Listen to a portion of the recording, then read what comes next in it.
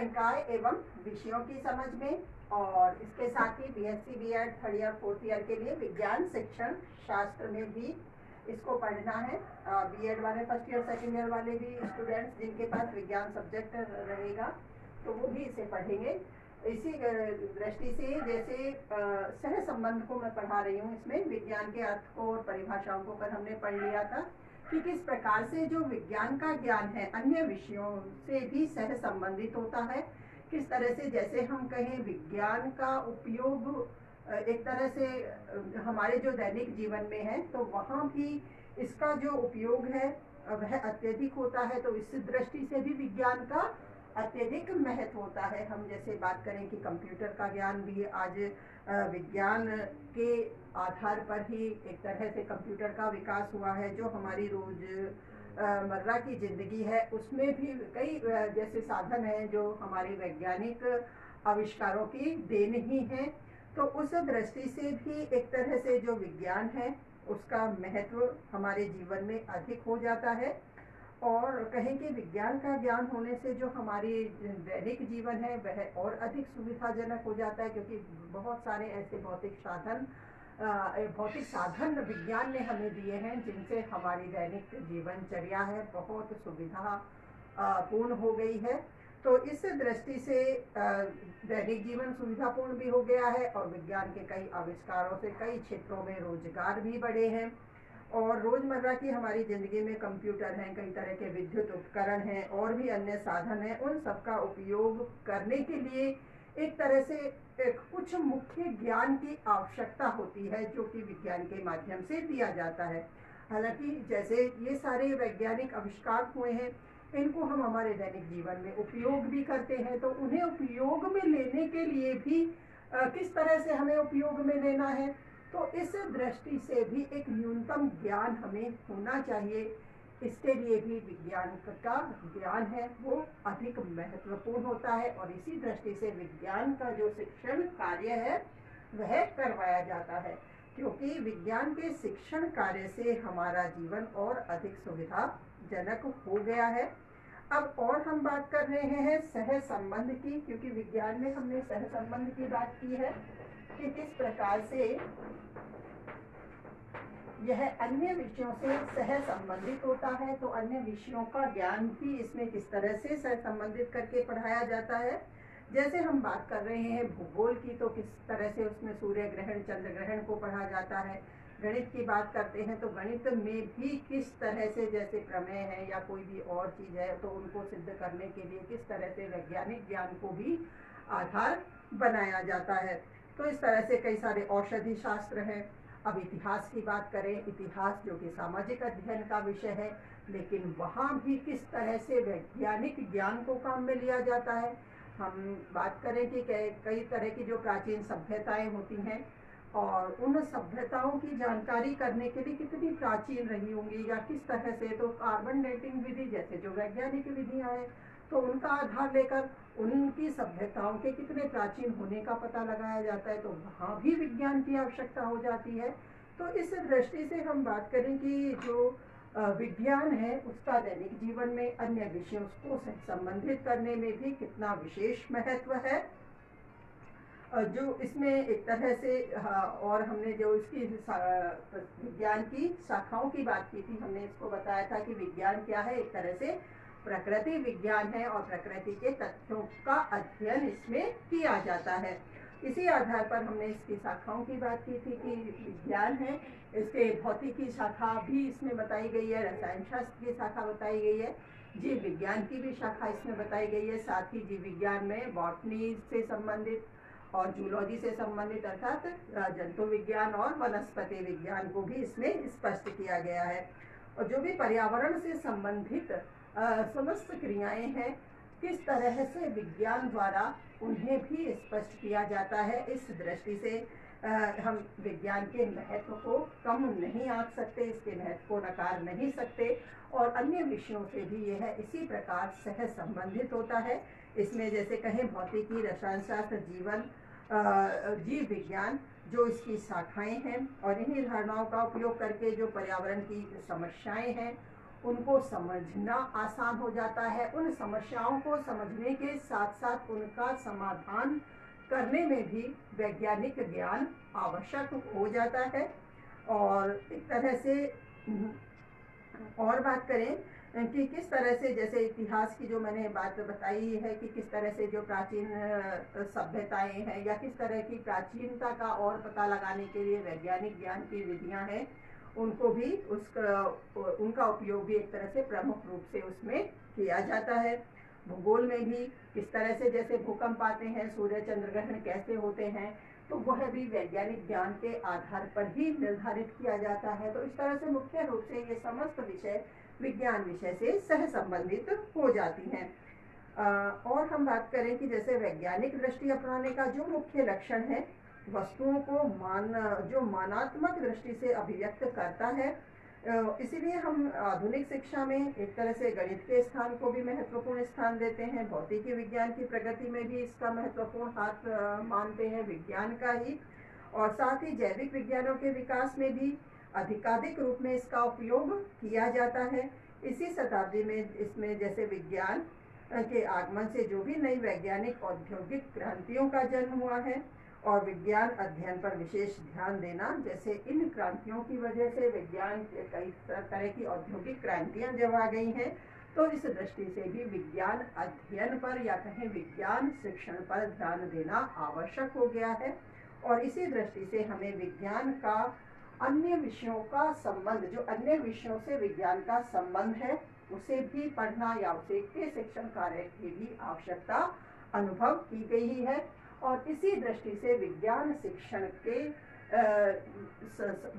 शिक्षण को अन्य विषयों के शिक्षण के साथ उनका क्या संबंध है, किस तरह से उनके साथ सह संबंध है, इसको स्पष्ट किया गया है।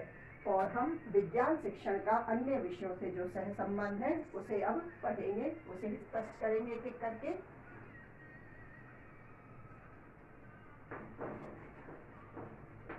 विज्ञान का अन्य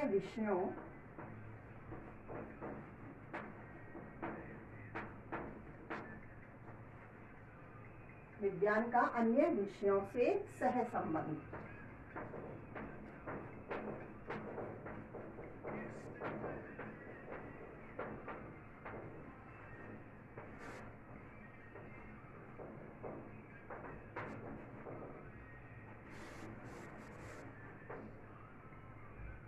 सबसे पहले जैसे विज्ञान को गणित से सह संबंधित करके हम स्पष्ट कर देते हैं। पहले हम बात करते हैं विज्ञान और गणित।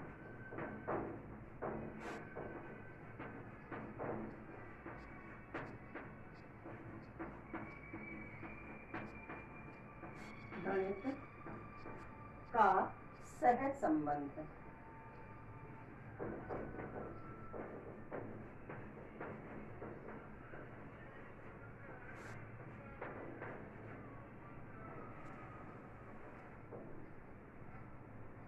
किस तरह से जो वैज्ञानिक ज्ञान है गणित से संबंधित होता है, हम यह कह सकते हैं, बता सकते हैं कि विज्ञान और गणित का एक अटूट संबंध है।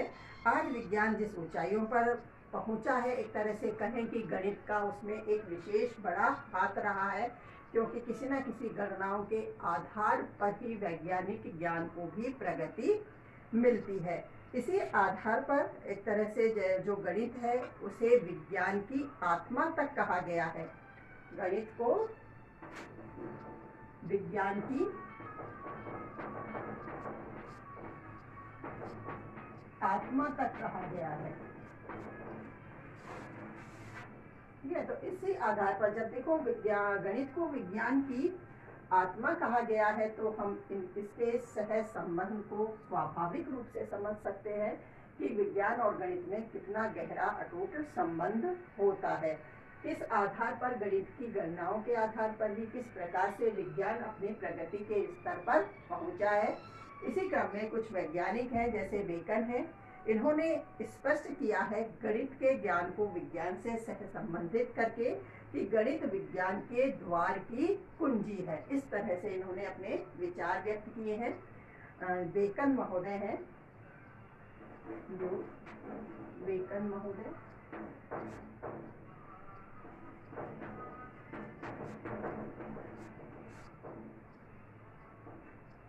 के अनुसार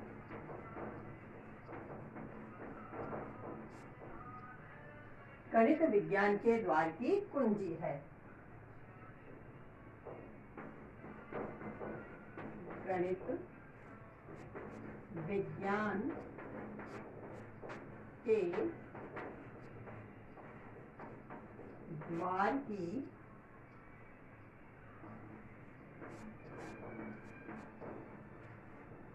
कुंजी है। इसी तरह से और भी वैज्ञानिक रहे हैं काम्टे। इन्होंने भी कहा है उस विज्ञान की नींव जो गणित के साथ प्रारंभ नहीं होती अवश्य ही कच्ची या दोषपूर्ण है। तो इस तरह से इन्होंने भी गणित के साथ विज्ञान को सह संबंधित करके स्पष्ट किया है कि यदि वह गणित से संबंधित नहीं होती है विज्ञान की नींव, तो वह विज्ञान मानो कच्चा और दोषपूर्ण होता है। इसको भी हम लिख लेते हैं। काम्टे के अनुसार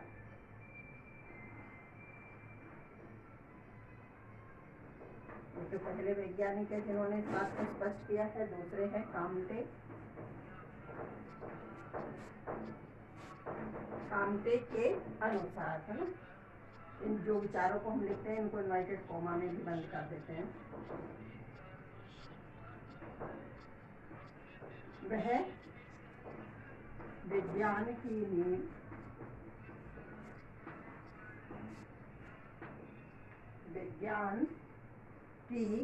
नींव जो गणित से प्रारंभ नहीं होती, वह विज्ञान की नींव जो गणित से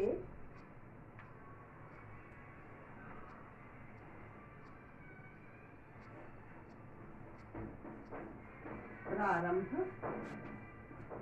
नहीं होती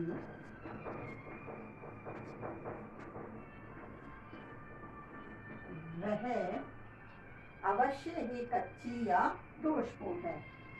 वह अवश्य ही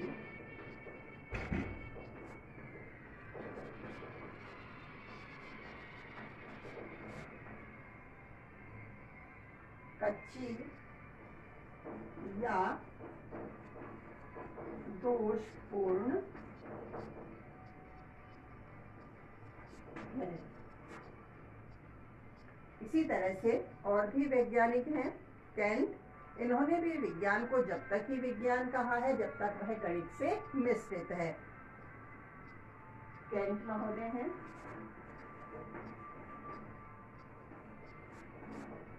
इन्होंने भी विज्ञान को जब तक ही विज्ञान बताया है, विज्ञान को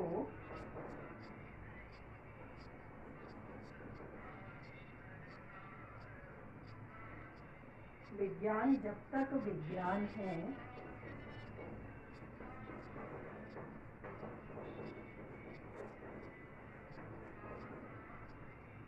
जब तक विज्ञान है तब तक वह गणित से मिश्रित है।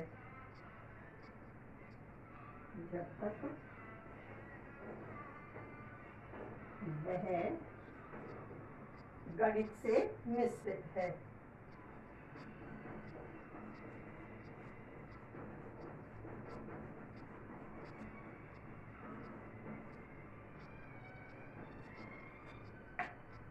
इस तरह से इन विद्वानों के विचारों के आधार पर भी हम विज्ञान और गणित के सह संबंध को स्पष्ट कर सकते हैं कि किस प्रकार से विज्ञान और गणित का आपस में घनिष्ठ संबंध है।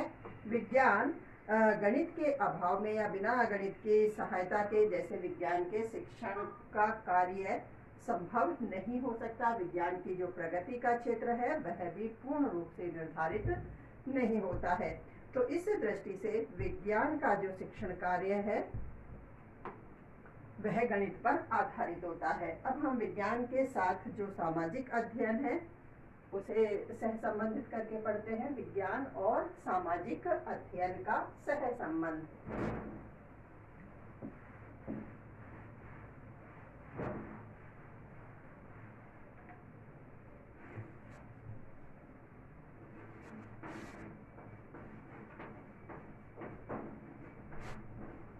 विज्ञान और सामाजिक अध्ययन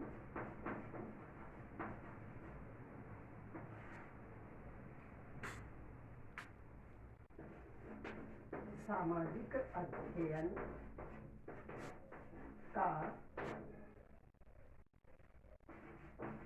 सह संबंध।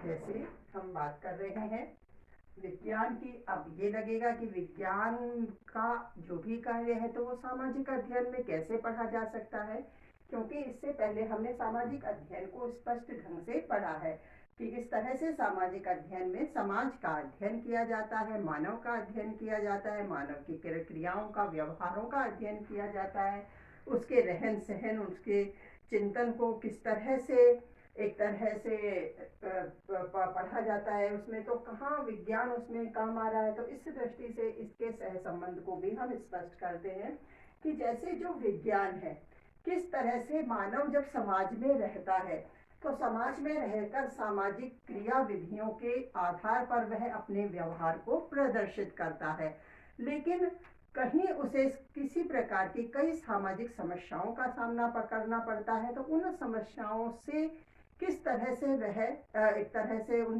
समस्याओं का हल ढूंढ सकता है। इस तरह की जो चिंतन की प्रवृत्ति है या कहें किसी तरह की रीति रिवाज जिनसे मनुष्य को किसी प्रकार का लाभ न होकर किसी न किसी प्रकार से जैसे वह उसके लिए नुकसानदायी ही होती हैं, तो इस तरह के अंधविश्वासों को दूर करने के कार्य में भी विज्ञान उनकी सहायता करता है। वह अपने तर्क और चिंतन के आधार पर मानव के मस्तिष्क को सही दिशा निर्देश देने का कार्य भी करता है।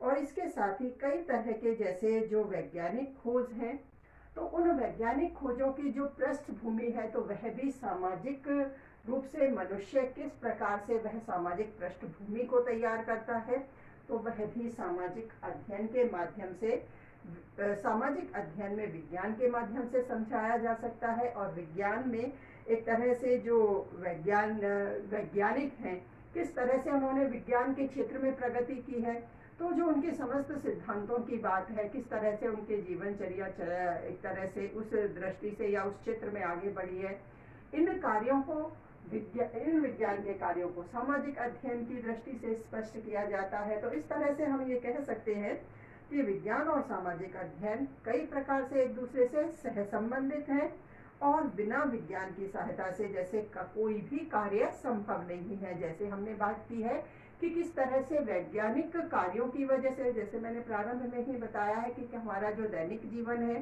दैनिक जीवन को हम इस तरह से भी कह सकते हैं जो हमारा सामाजिक जीवन है, उसमें कितनी सुविधाएं हमने जुटाई हैं, उनका मुख्य आधार क्या रहा है, विज्ञान रहा है। और उस सामाजिक जीवन को संचालित करने के लिए, सफल रूप से संचालित करने के लिए हमें वैज्ञानिक ज्ञान की भी आवश्यकता होती है, क्योंकि उन सुविधाओं को, उन भौतिक साधनों को उपयोग में लेने के लिए उनसे संबंधित ज्ञान भी हमें कहाँ से मिलता है, वैज्ञानिक या कहें कि विज्ञान से ही मिलता है।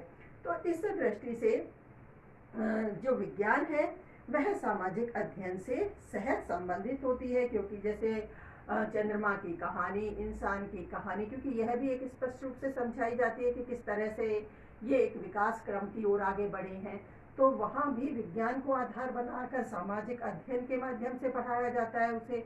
कहीं सामाजिक अध्ययन में कुछ बातें हैं, जैसे कहानी, चंद्रमा की कहानी को स्पष्ट कर रहे हैं या किसी वैज्ञानिक के, महापुरुष की जीवनी को स्पष्ट कर रहे हैं, तो वहाँ किस तरह से विज्ञान का सहारा लिया जाता है।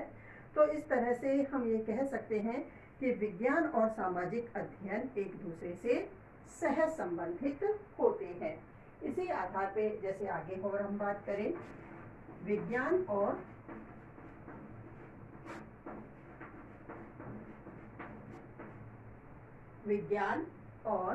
भूगोल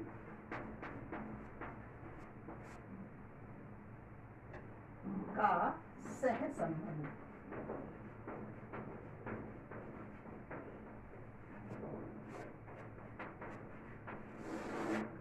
विज्ञान का भूगोल से भी सह संबंधित वह होती है, किस तरह से होता है सह संबंध, विज्ञान भूगोल से सह संबंधित होती है।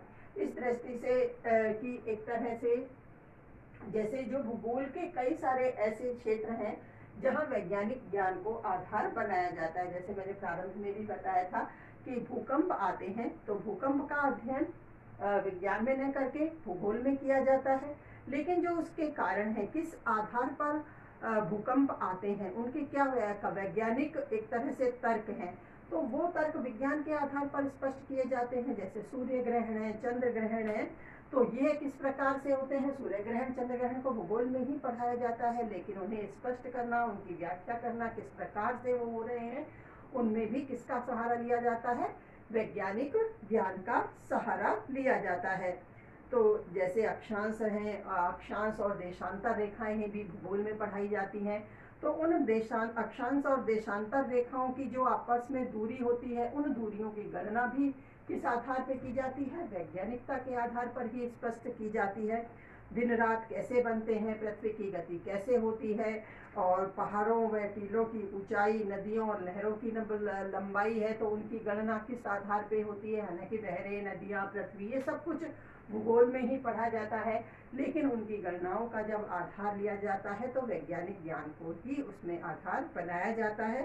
तो इस दृष्टि से हम कह सकते हैं जो कि भूगोल के बहुत से ऐसे प्रत्यय हैं जिनके अंशों में तापक्रम या पृथ्वी का आकार, पृथ्वी की गति, जनसंख्या का वितरण आदि, इन सब का ज्ञान जो दिया जाना है, इन सब के ज्ञान में विज्ञान की सहायता की आवश्यकता होती है, क्योंकि विज्ञान की सहायता के बिना किसी भी प्रकार से जैसे भूगोल का शिक्षण कार्य वह संभव नहीं हो पाता। तो इस दृष्टि से हम यह भी स्पष्ट कर सकते हैं कि विज्ञान और भूगोल है वह आपस में सह संबंधित हैं, और इस आधार पर भूगोल का जो शिक्षण कार्य है वह विज्ञान के बिना जैसे संभव नहीं है। और इसी आधार पर हम यह स्पष्ट भी कर सकते हैं कि जैसे जो भूगोल है और विज्ञान है वो आपस में घनिष्ठ रूप से सह संबंधित हैं। इसी क्रम में, इसी सह संबंध के क्रम में विज्ञान और इतिहास का क्या संबंध है, भाषा का क्या संबंध है, या कहें कि दर्शन का उससे क्या संबंध है, इन विषयों से भी विज्ञान के सह संबंध को हम और पढ़ेंगे कि किस प्रकार से इन विषयों से भी विज्ञान को सह संबंधित करके पढ़ाया जाता है। इन विषयों के ज्ञान में भी वैज्ञानिक ज्ञान की आवश्यकता होती है। तो इन विषयों के सह संबंध को हम कल पढ़ेंगे।